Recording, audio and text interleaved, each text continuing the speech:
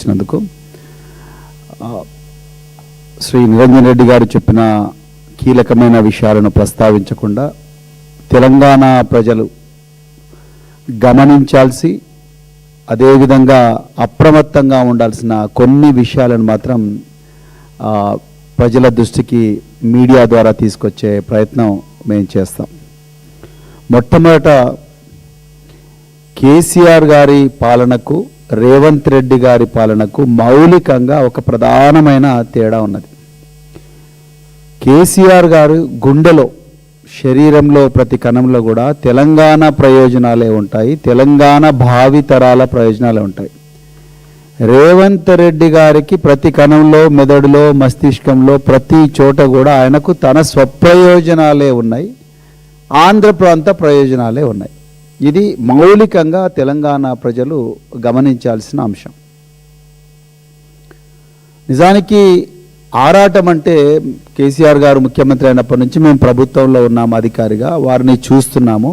ఆరాటం అంటే ఎట్లుంటుందంటే కేసీఆర్ గారిది ఒకసారి ఒక నదిని మానవ మాత్రుడు చేయలేనది, ఇన్ఫ్యాక్ట్ దేవుళ్ళు కూడా తలుచుకుంటే కాని పనిని కేసీఆర్ గారు ఒక నదిని లిఫ్ట్ చేసి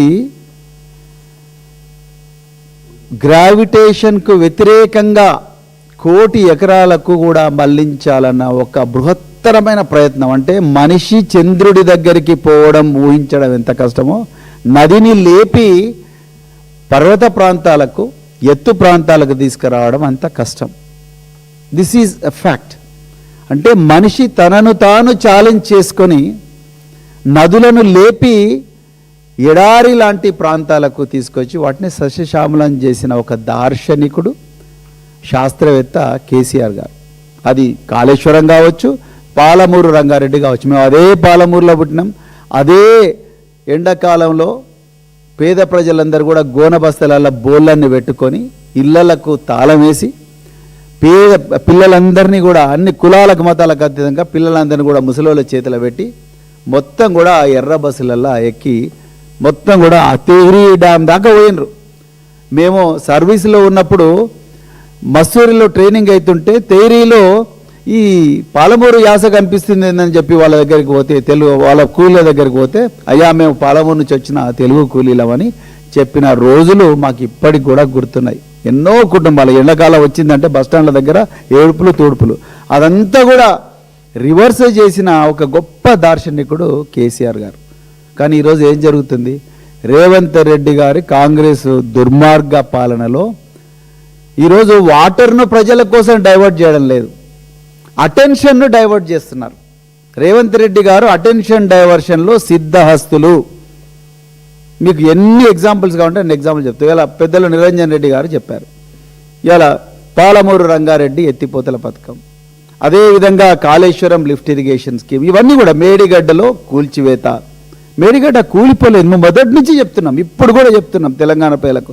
మేడిగడ్డ తనంతటికి తాను ఆ పిల్లర్ నెంబర్ 2021 కూలిపోలేదు, వాటిని కుట్రపూరితంగా కూల్చేశారు. అది యుద్ధ నేరము. ఏ ప్రాజెక్టును ఏ దేశంలో కూల్చినా యుద్ధ నేరమే. ఎందుకోసం దాన్ని రిపేర్ చేయడం లేదు? మరి ఇసుక కోసం. ఒకటి ఆంధ్ర ప్రాంతకు ప్రయోజనం చేకూర్చాలి. పోలవరం నుంచి బనకచెర్లకు నీళ్లు పోవాలంటే మేడిగడ్డ రిపేర్ కాకూడదు. అక్కడి నుంచి నీళ్లు కంటిన్యూస్గా పోలవరం దాకా పోతే అక్కడ నీటిని తీసుకుపోయి బనకచెర్ల చేయాలంటే కాగల కార్యము గంధర్వురే నెరవేర్చినట్టుగా ఒక ప్రాక్సీ ముఖ్యమంత్రిని ఇక్కడ పెట్టుకున్నాడు చంద్రబాబు నాయుడు గారు. అందులో ఆ కుట్రలో భాగమే ఆదిత్యనాథ్ దాస్ అనే ఆంధ్రప్రదేశ్లో ఇరిగేషన్ డిపార్ట్మెంట్లో ప్రిన్సిపల్ సెక్రటరీగా పనిచేసిన ఒక అధికారిని తీసుకొచ్చి ఇక్కడ పెట్టి ఇన్స్ట్రక్షన్స్ అన్ని కూడా ఆయనకిస్తే ఆయన రేవంత్ రెడ్డి గారికి చెప్పి ఇవన్నీ కూడా చేయిస్తూ ఉన్నాడు. ఇవాళ వెనిజులాలో నికోలాస్ మదురోను తీసుకుపోయి డొనాల్డ్ ట్రంప్ ఆయన అరెస్ట్ చేసి అమెరికాలో పెట్టుకొని వెనిజులా ఆయిల్ మీద అమెరికా ఎట్లయితే మొత్తం కూడా ఏకఛత్రాధిపత్యం చేసి ప్రపంచ మార్కెట్లో ఒక స్వతంత్ర దేశానికి చెందిన ఆయిల్ను ఏ విధంగా అయితే ప్రపంచ మార్కెట్లో అమెరికా ఒక ప్రాక్సీని పెట్టి అమ్ముకుంటా ఉన్నదో ఆ విధంగా ఇవాళ చంద్రబాబు నాయుడు గారు రేవంత్ రెడ్డి గారిని ఇక్కడ ముఖ్యమంత్రి పెట్టుకొని తెలంగాణ ప్రజల నోట్ల మట్టి కొడుతున్నాడు అన్న విషయం తెలంగాణ ప్రజలు గుర్తించాలి. దీనికి మరి ఇది ఊకనే చేసిన స్టేట్మెంటా? కాదు, ముమ్మాటికి కాదు. మీరు చూడండి ఆదిత్యనాథ్ దాస్ పోస్టింగ్ ఎట్లయితే నిజంగా రేవంత్ రెడ్డి గారు ప్రజలందరి అభీష్టము మరి తెలుస్తూనే ఉన్నది, అన్ని పార్టీలు బతుకుంటున్నాయి, ఇలా మాకు అన్యాయం జరుగుతుంది. మరి ఆదిత్యనాథ్ని ఎందుకు తీసేస్తలేడు ఆయన లాంటి అధికారులు తెలంగాణ క్యాడర్లో లేరా? ఐఏఎస్ ఆఫీసర్లు ఎంతమంది రిటైర్డ్ ఇరిగేషన్ ఎక్స్పర్ట్స్ లేరు? ఆర్ విద్యాసాగరరావు గారు అప్పుడు కేంద్ర వాటర్ కమిషన్లో ఉంటే వారిని గుర్తించి కేసీఆర్ గారు తీసుకురాలేదా?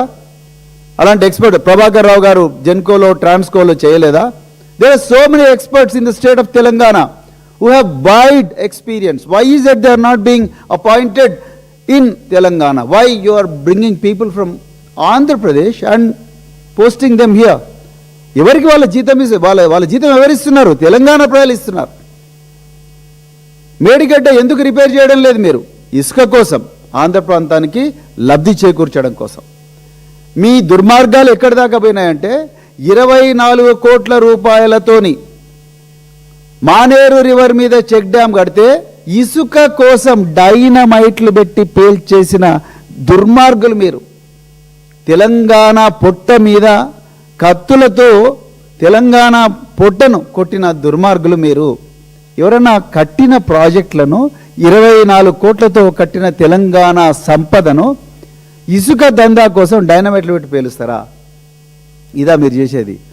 90% పూర్తయిన పాలమూరు రంగారెడ్డి ఎత్తిపోతల పనులను దాదాపు 90 నుంచి 100 టీఎంసీల ఏదైతే కెపాసిటీ ఉందో వాటికి ఇంకొక 1000 కోట్లు 2000 కోట్లు పెట్టి రిపేర్ చేయిస్తే యాడ్ చేసి మొత్తం కంప్లీట్ చేస్తే ఎన్ని లక్షల ఎకరాలు పాలమూరు రంగారెడ్డి. మరి పాలమూరు బిడ్డ మీరు, జననీ జన్మభూమి ఇచ్చా స్వర్గాదపి గరియేసి అంటారు. నువ్వు ఆ ప్రాంతంలో జన్మించి రేవంత్ రెడ్డి గారు దాని నోట్ల మట్టి కొడుతున్నావు. మరి అక్కడ పెట్టాల్సిన డబ్బులు ఎక్కడ పెడుతున్నారు? తెలంగాణ గుర్తించాలి. రేవంత్ రెడ్డి గారు ఎక్కడ పెడుతున్నారు చూడండి, అది కూడా చెప్పాలి మీకు. అక్కడ పెట్టాల్సిన డబ్బులు పొంగులేటి శ్రీనివాసరెడ్డి జోబులకు పోతున్నాయి.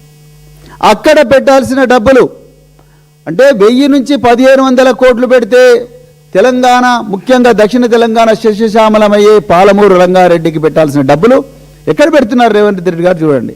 ఒకటి, ఫ్యూచర్ సిటీ ఆగ మేఘాల మీద మనుషులు లేని